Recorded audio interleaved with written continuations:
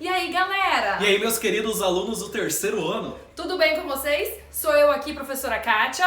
Eu, professor Zeca. Das disciplinas de Atualidades e Geografia, com um tema muito bacana hoje, economia. Eu, especificamente, falando da pandemia e o Zeca Sobre comércio. Vamos falar de relações comerciais em período de pandemia, que não tá nada tão legal assim. nem um pouco. Mas a gente tem notícia boa e tem notícia ruim. Vamos começar esse jornal? Opa, é uma aula, né, gente?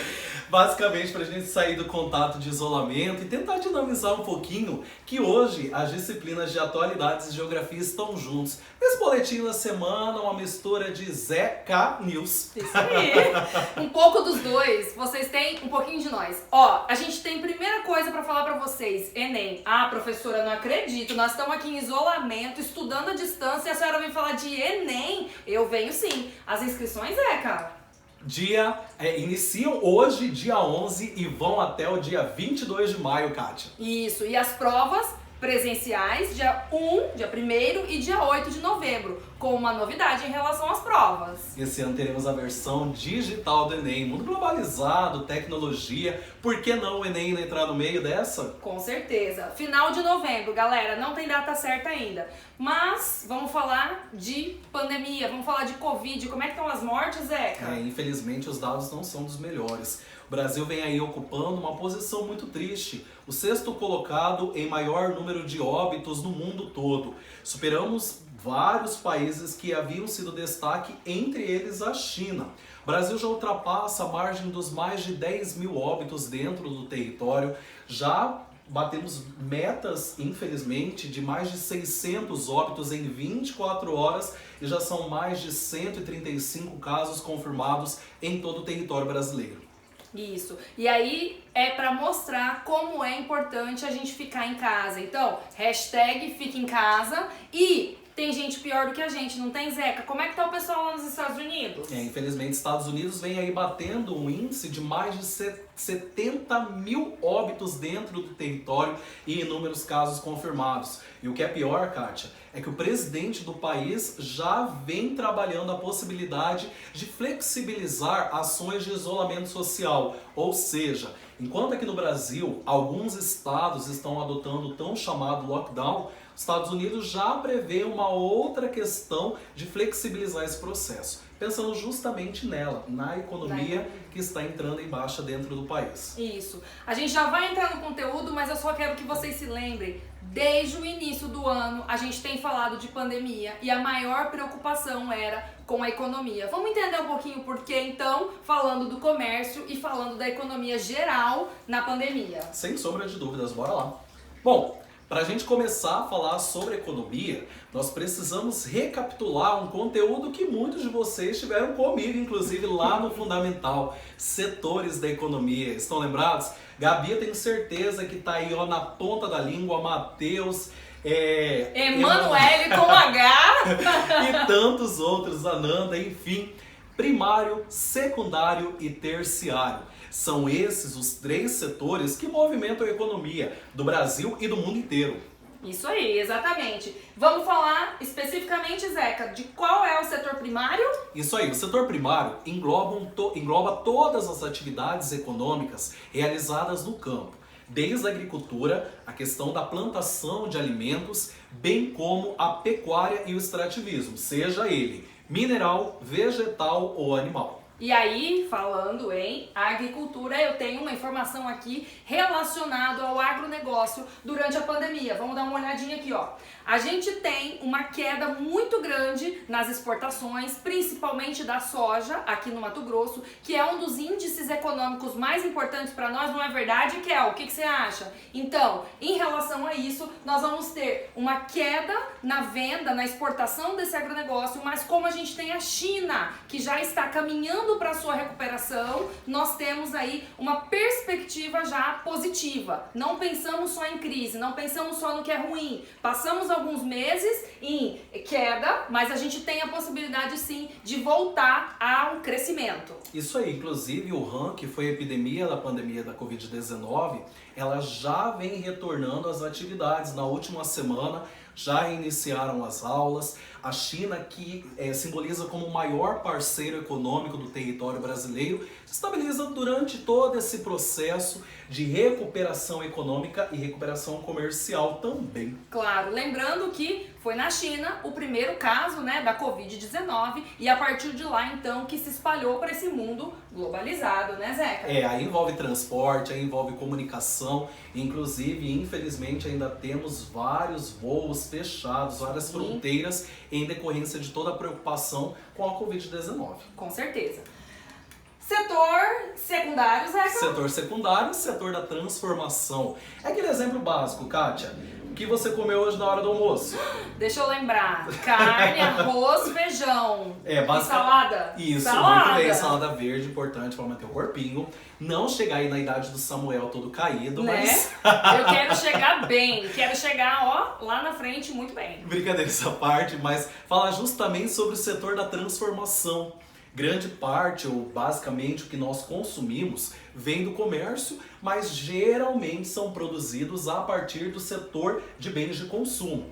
A indústria, o setor secundário, ela é dividida em 3 grandes ramos. Setor de indústria de base, intermediário e bens de consumo, sendo eles divididos em bens de consumos duráveis, como os carros, eletrônicos, eletrodomésticos, ou bens de consumo não duráveis, como alimentos, roupas e remédios. Que estranho falar que alimento não é não durável. Desculpa.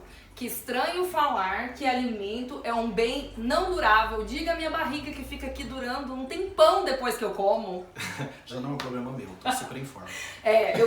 Isso aí. Gente, em comparação com o comércio, que a gente já vê retomando as suas atividades, a indústria vai ser o setor, já está sendo o setor mais afetado pela economia em relação à Covid-19. Essa pandemia de coronavírus afeta a indústria da forma mais negativa. Nós vemos aí resultados da Fundação Getúlio Vargas com muitas entrevistas com empresários do ramo da indústria, desse setor, então, dizendo que a perspectiva é muito negativa, muito ruim mesmo. Lembrando que o presidente da República, ele, juntamente com o seu grupo ministerial, foi até o STF, cobrando medidas muito mais flexíveis em relação ao isolamento, que nós sabemos que, de acordo com as organizações de saúde, seja do território brasileiro ou mundial, elas não são acatadas, mas pensando justamente no setor industrial, que está em queda na sua produtividade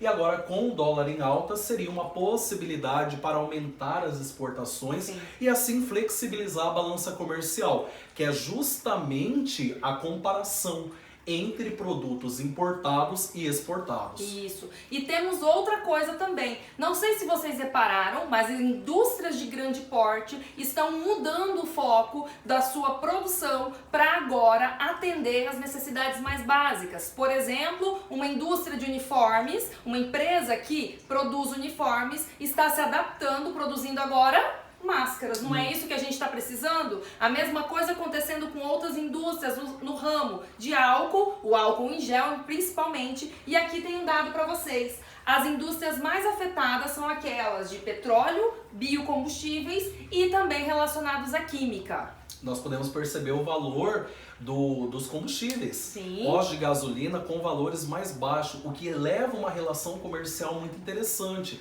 A lei da oferta e da procura. Exatamente. Quanto mais um produto tende a ser procurado, menor a sua oferta e vice-versa. Sim. Então isso vem afetando diretamente tanto o padrão de consumo quanto as bases econômicas. Se pensarmos em nós professores, eu tenho gastado muito menos combustível porque estou fazendo o meu trabalho remoto, à distância. Estamos fazendo as nossas aulas online, então não me desloco praticamente nada, gente, eu fico só em casa, mas eu em contrapartida tenho tido mais acesso a outros bens, por exemplo, energia elétrica, internet da minha casa.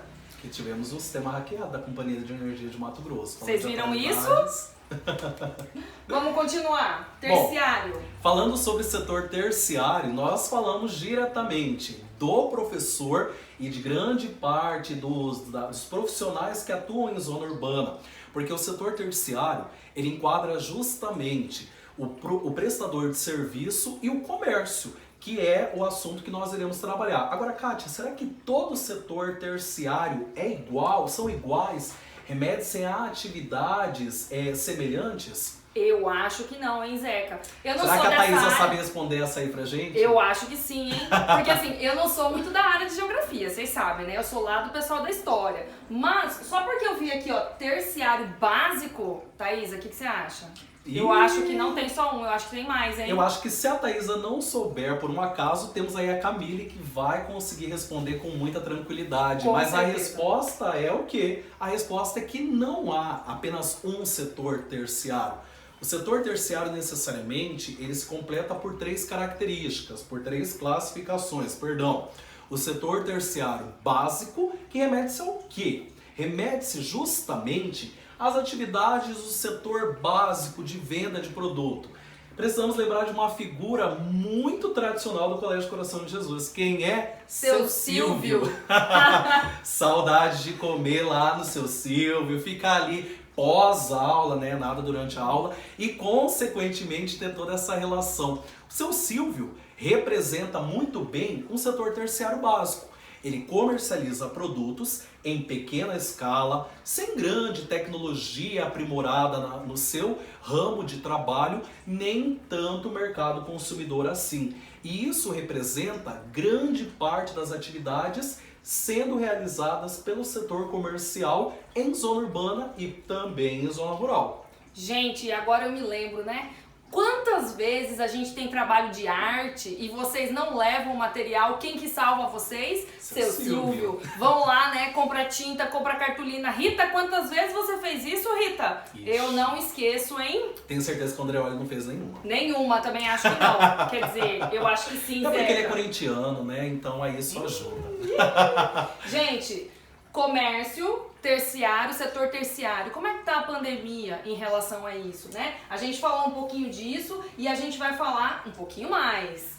O Zeca comentou agora há pouco que o comércio ele pode ser prejudicado principalmente pelas fronteiras. Que imagem que eu trouxe aqui para vocês? A vista dos containers lá no Porto de Santos, esperando tanto para serem descarregados quanto para serem levados para outros países. Então, especificamente, se a gente falar que o comércio não esteja sendo tão prejudicado em relação a vendas, a prejudicialidade disso está acontecendo em relação às fronteiras, em relação ao transporte dessas mercadorias. Assim como o Zeca falou, muitos voos estão fechados. Ah, e aí a gente pensa, né? Todos os voos estão fechados? Não está acontecendo voos? Sim, está acontecendo voos, mas apenas poucos voos, aqueles que são os mais necessários. Inclusive algumas companhias, para reduzir o impacto em relação a esse bloqueio do transporte, da movimentação de pessoas, em razão da pandemia, estão justamente fazendo o quê? O transporte aéreo de cargas, Sim. substituindo passageiros por cargas em meias poltronas. Justamente para quê? Para reduzir a quantidade de desempregos, de demissões propriamente disso e todo o impacto que muitas companhias estão passando.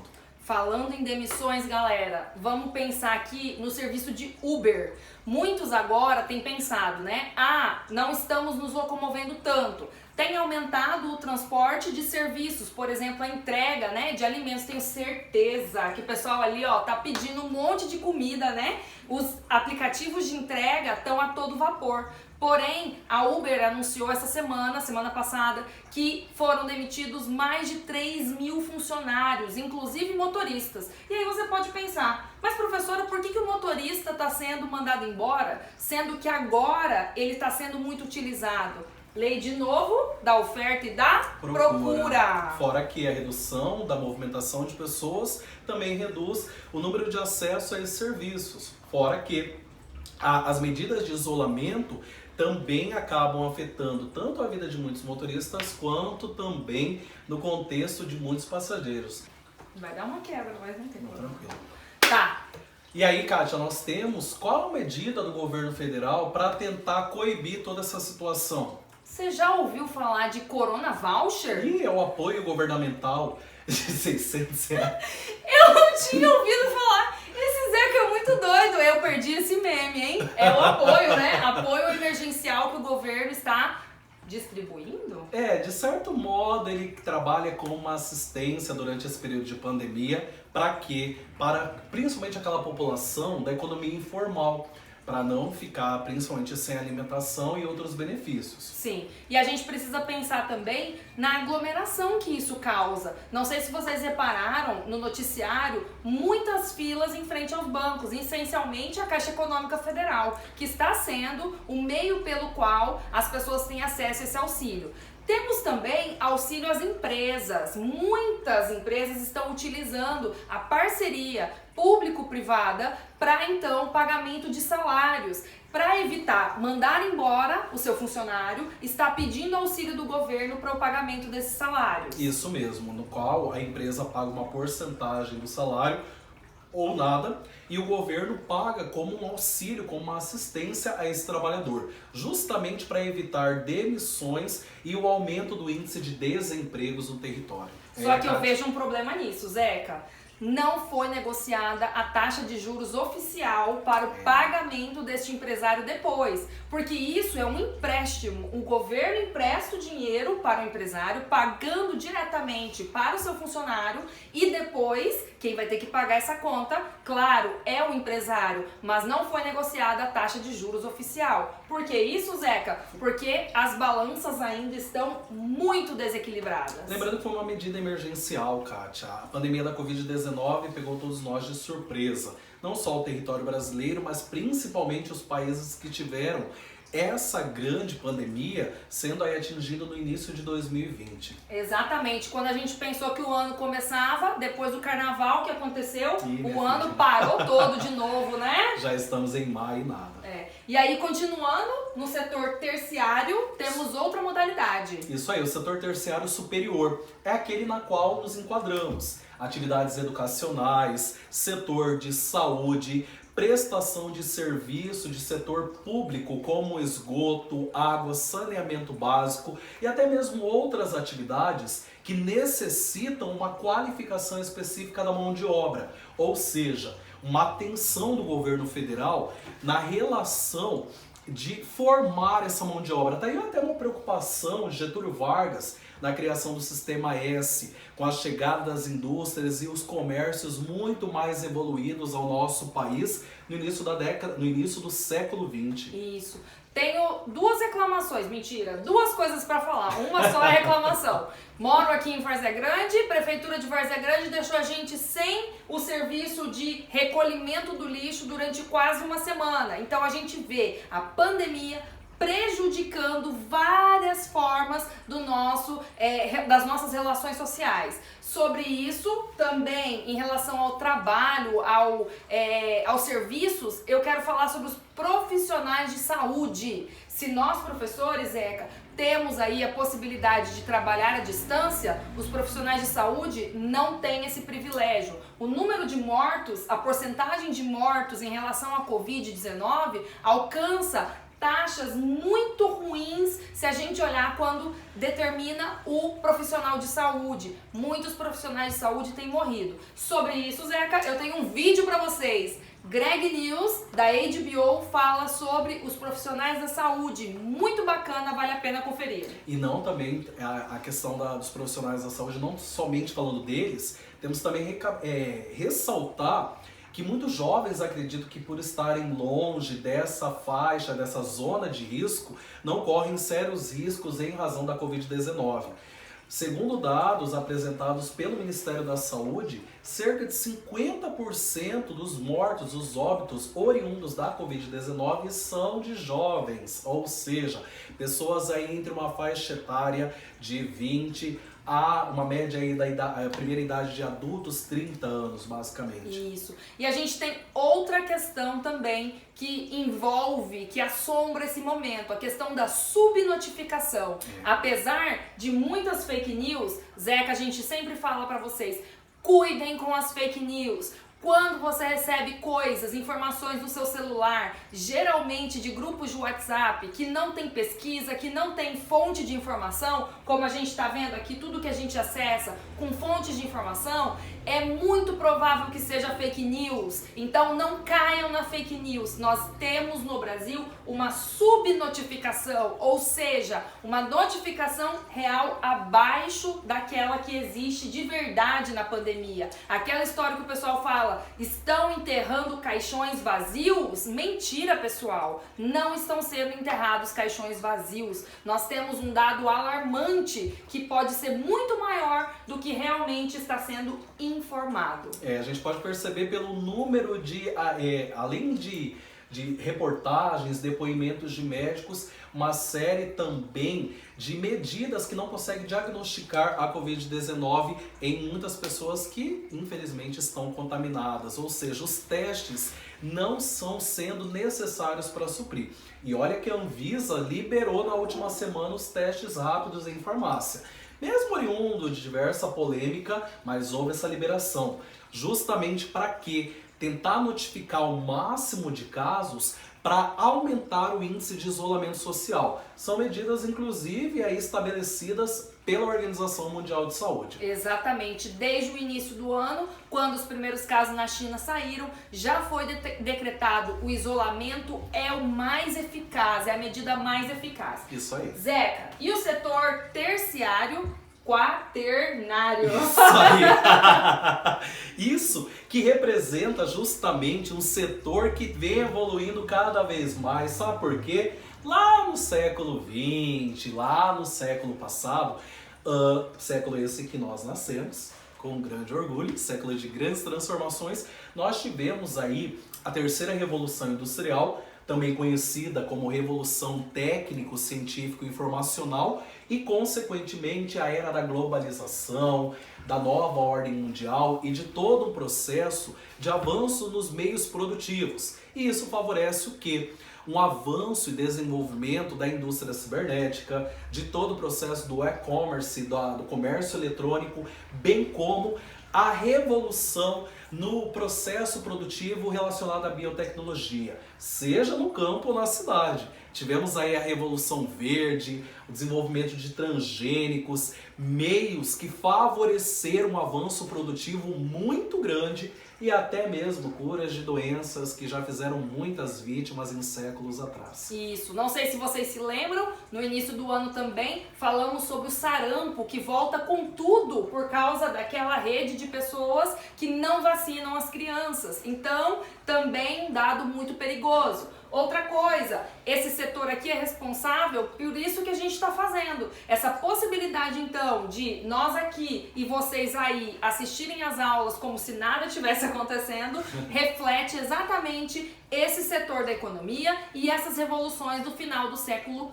XX. Sobre isso, Zeca, eu trouxe aqui a relação da biotecnologia. Como o Zeca estava falando, muitas doenças que encontraram a sua cura, nós vemos também a Covid e os estudiosos, assim, incessantemente tentando encontrar uma cura. Uma cura nós não vamos encontrar, porque é um vírus, mas uma solução que faça com que a gente possa voltar aos nossos contatos frequentes. Mas quando a gente fala de biotecnologia, Zeca, todos os países têm condições de desenvolver esses estudos? Infelizmente não. Nós sabemos que a desigualdade social ela é constante. Já diz o índice de Gini, o mesmo que mede os indicadores de desigualdade social, que o mundo concentra uma pequena proporção de habitantes com a grande riqueza e uma grande proporção de habitantes com baixo poder aquisitivo. Isso a gente pode perceber aqui dentro do território brasileiro, inclusive.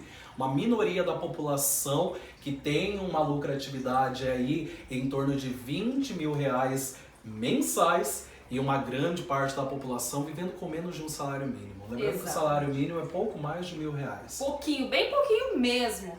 Bom, e aí a gente chega então nos países emergentes que viveram aí por muitas décadas um grande crescimento, um crescimento acelerado, por isso eles são emergentes, mas são eles que vão sofrer o maior baque. Inclusive, se a gente olhar para o século XX, que é esse que está bem aqui, parece que faz tanto tempo quando você fala aquele século que a gente nasceu, a maior crise econômica da história recente, né, dessa história da contemporaneidade, aconteceu justamente no ano de 1929, com o crash da Bolsa de Nova York. A gente agora tem aí, ó, para os países emergentes, esse ano de 2020, com a crise que vai mais assolar esses países que têm aí a sua economia que vai entrar numa crise vertiginosa. Infelizmente, né, nós tivemos aí grandes colapsos na humanidade, tanto a crise de 29, a queda de valores, quanto a bolha imobiliária de 2008 e agora mais um marco da sociedade, a pandemia da Covid-19 no ano de 2020. Galerinha, vocês estão ficando pra história, hein?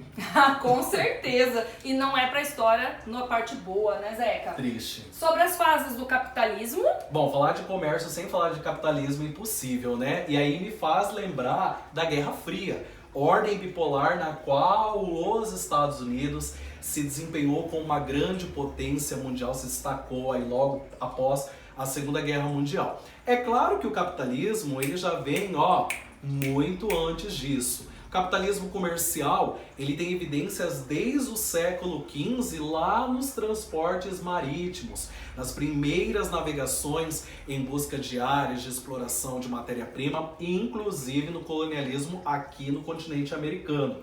Se vocês se lembram bem, era o chamado mercantilismo, Muito que bem. deu aí então as grandes navegações, deu aí o aquecimento para esse capitalismo então entrar com tudo. Sem dúvida, você se engana, Maria Fernanda, se achar que o capitalismo comercial refletiu essa base de comércio e ficou lá no século XV, que nada. Século XVIII nós tivemos a primeira grande revolução industrial. Os ingleses evoluíram a partir do descobrimento, da criação da máquina a vapor e do uso do carvão mineral.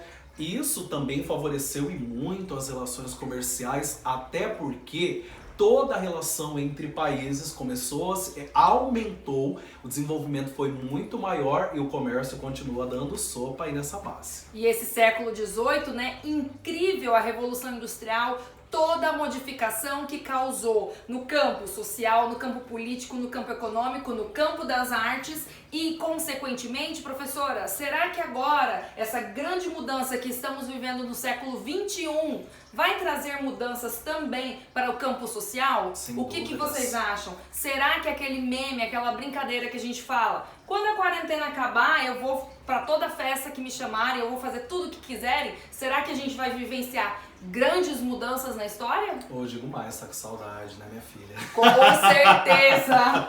E aí, sem dúvidas, né, a nossa relação social vai ter uma mudança muito grande, não só no campo econômico. Campo econômico esse que já teve uma mudança drástica no século XX, com a chegada do capitalismo financeiro. E já agora no século XXI, finalzinho aí do século XX, mas marcante no século XXI, o capitalismo informacional. Já ouviu falar de União Europeia, Kátia? Nunca ouvi falar, professor. Mas ela marca basicamente o capitalismo financeiro, os blocos econômicos e a relação de comércio eletrônico.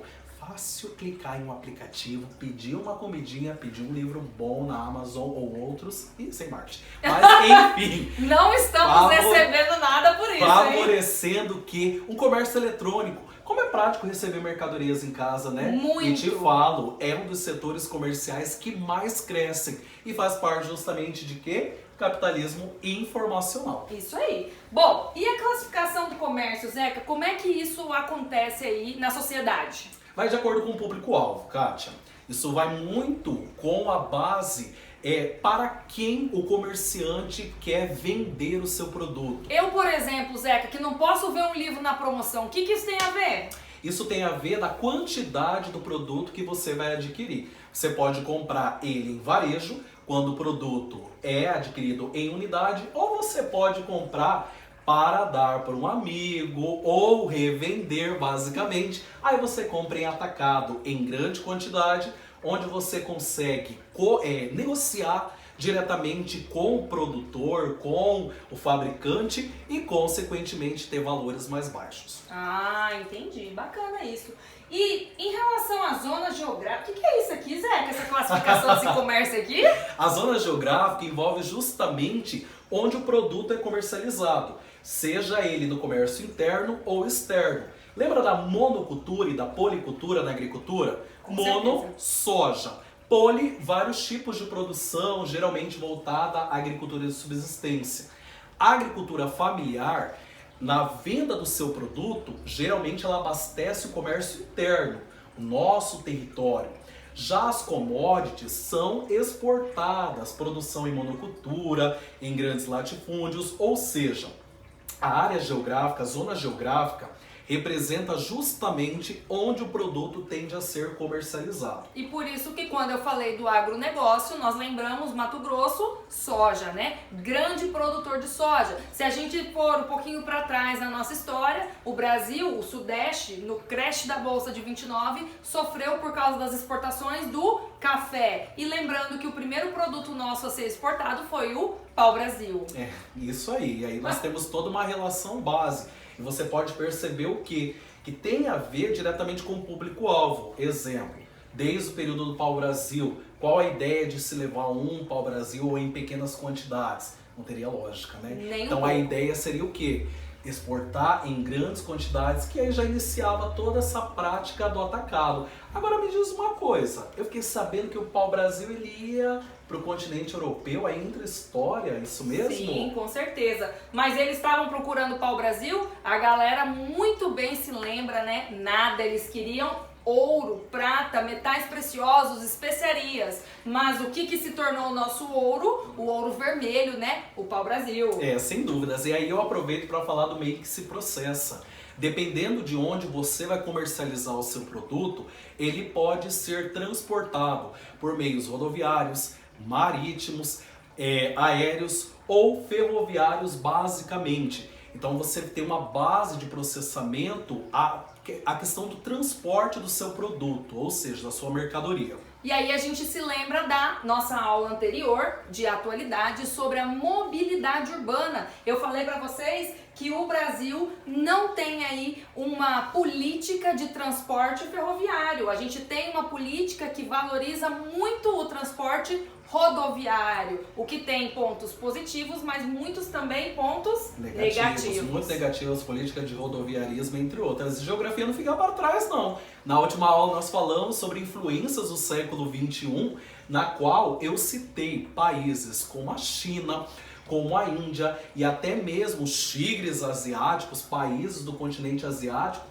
que atraíram muitas multinacionais após investimentos em infraestrutura, após investimento em logística e após toda uma base para quê? Para favorecer o seu ganho, o seu crescimento econômico. E sem sombra de dúvidas, isso também tem a ver com toda a base de mobilidade. Com certeza. Bom, mas a gente tem falado, na verdade a gente falou algumas vezes nesse vídeo aqui, em relação à mundialização, à globalização e os temas que a gente está tratando. Comércio, economia, na pandemia, tem tudo a ver com essa globalização.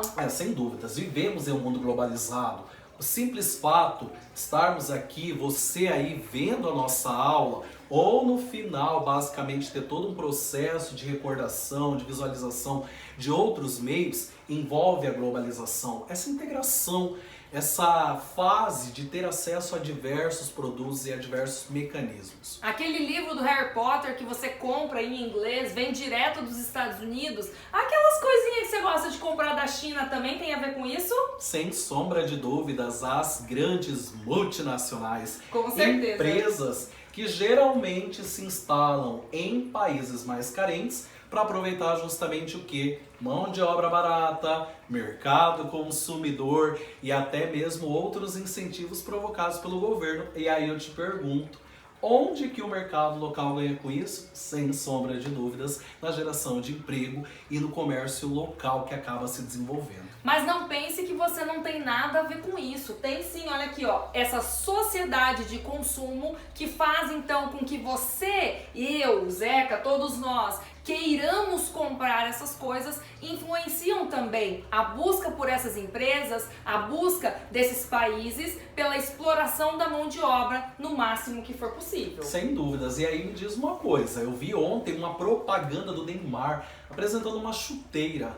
Fiquei com vontade de comprar. Será que se eu comprar, vou jogar bola como ele? Eu acho que não. Duvido muito que o Zeca vai conseguir jogar como o Neymar.